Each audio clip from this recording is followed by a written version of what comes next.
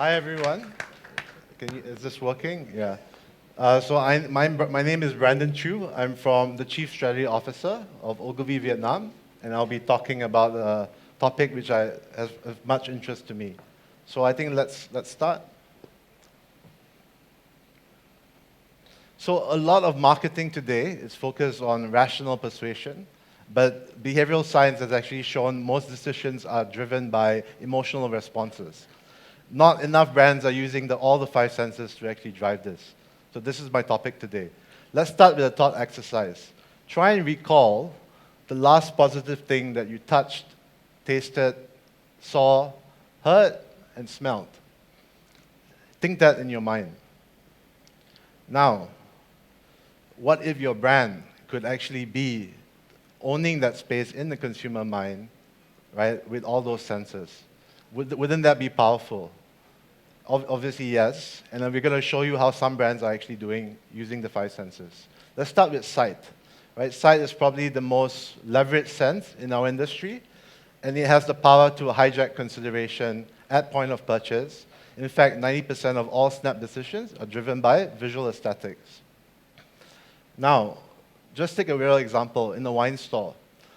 For all of us who aren't sommeliers, how many decisions, how many times have we actually been swayed by choosing a wine bottle solely by how well it looks?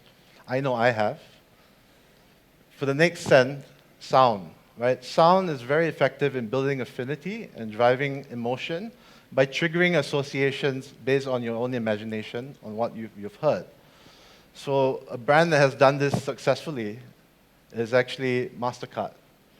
So they wanted to convey simple, seamless, familiar, and do it in 3 seconds, and the sound is not playing. So that's unfortunate. But this sound was appearing everywhere, from communications to point of sale. Next is taste. Right? Taste is such a visceral sensation that it's impossible to ignore or to forget. The question is, if you're not a food brand or an F&B, how do you trigger this?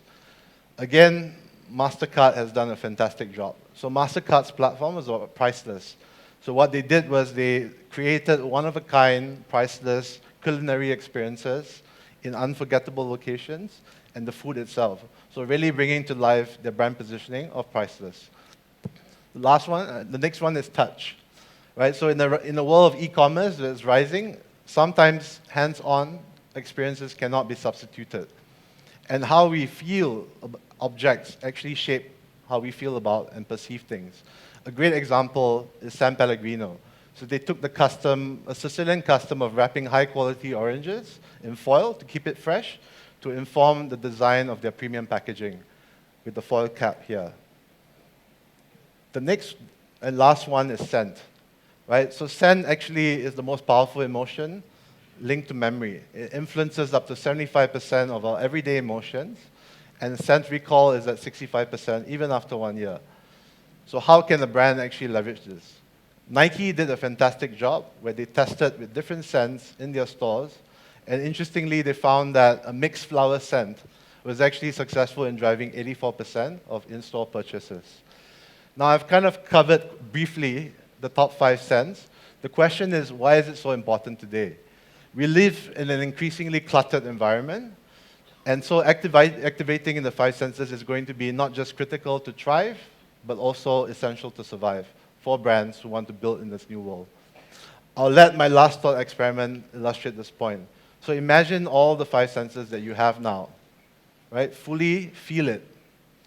Now imagine some of those senses being gone, being missing, being absent. How does that make you feel? Now, imagine that was your brand.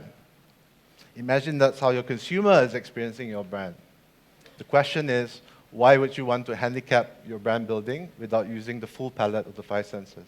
Thank you.